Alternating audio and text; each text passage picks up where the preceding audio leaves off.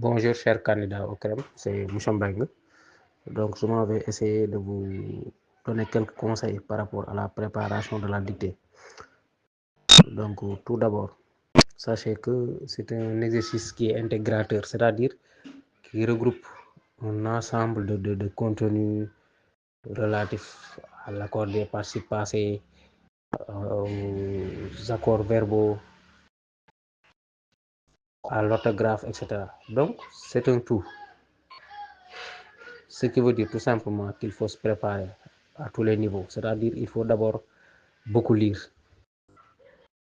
Il faut beaucoup lire. Je crois que ces conseils-là, je les ai donnés dans mon document dicté au CREM.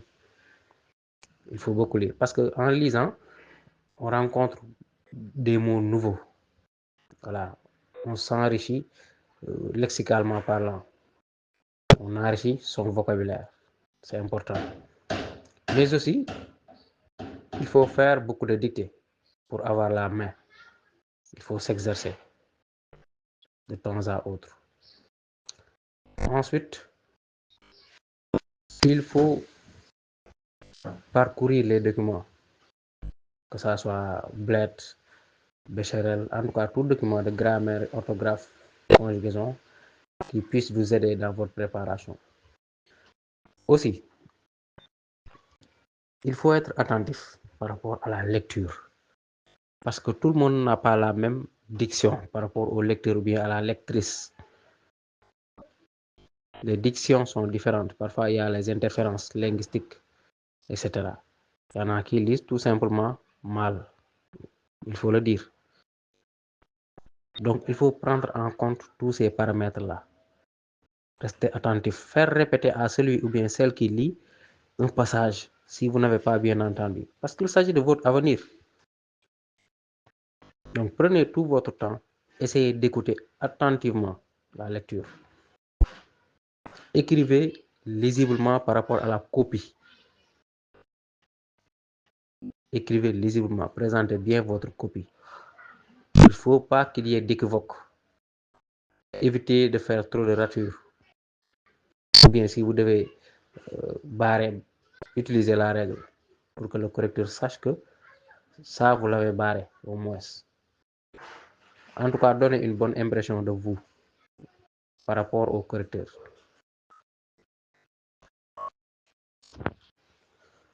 Donc, par rapport à votre compte Mirador, si vous avez déjà eu un compte sur Mirador, ce n'est pas la peine de créer un nouveau compte. Vous ne pouvez même pas le faire.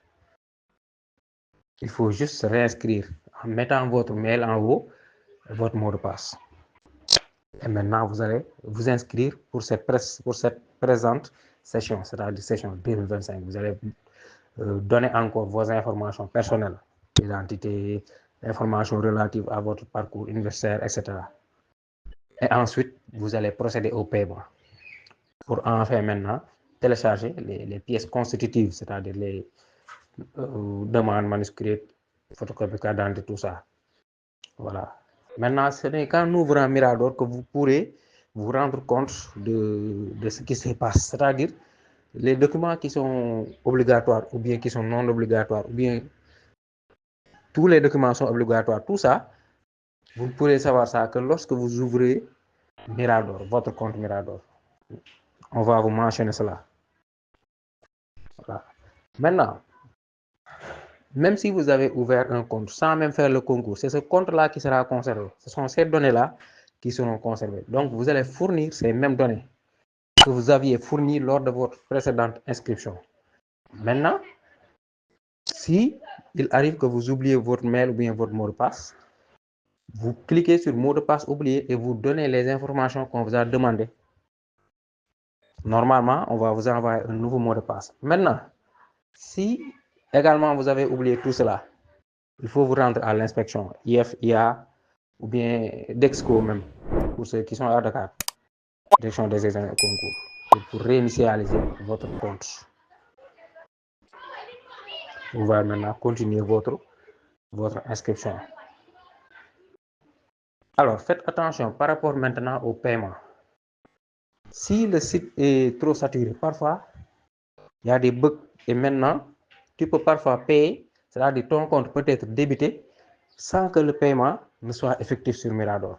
C'est arrivé à beaucoup de candidats. Moi-même, j'ai eu à rembourser plusieurs fois parce que j'ai eu à faire des inscriptions pour des candidats. C'est la raison pour laquelle désormais, voilà, en tout cas, j'ai décidé de ne plus le faire. Parce que parfois, tu peux le faire pour un candidat, c'est raté pour le paiement et il ne comprend pas. Là, vraiment, tu es obligé de rembourser. C'est ça le problème. Maintenant, il y en a qui vous demandent de l'argent pour vous faire l'inscription. Vous pouvez le faire parce que eux aussi, c'est leur gagne-pain. Maintenant, il y a des arnaqueurs parmi eux. Il faut que je vous le dise.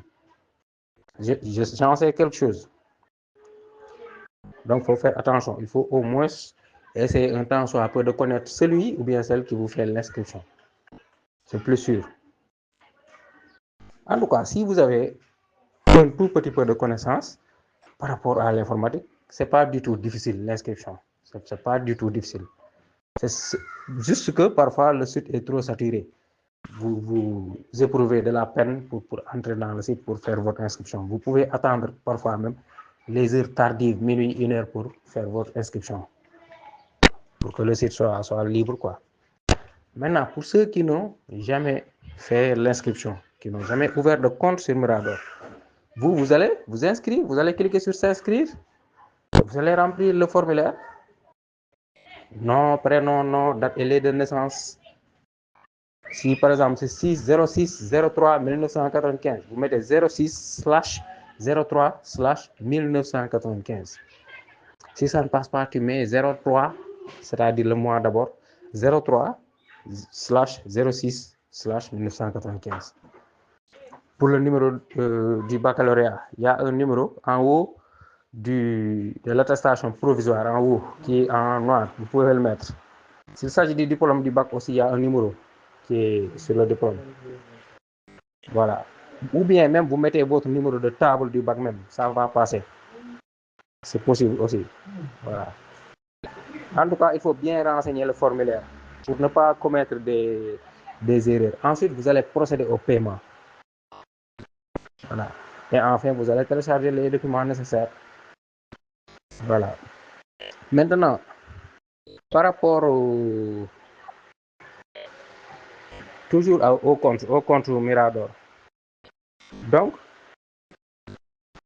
l'inscription en ligne, ça ne change pas. Mais par rapport à l'inscription physique, le dépôt physique, on vous a dit dans le communiqué que c'est après avoir été présélectionné. C'est-à-dire si vous avez réussi à la dictée. Après avoir réussi la dictée, c'est en ce moment-là que vous allez faire un dépôt physique auprès de votre IF de dépôt. Donc pour le moment, vous vous limitez juste à faire le paiement, à scanner les documents constitutifs et à les télécharger sur Mirador, tout simplement.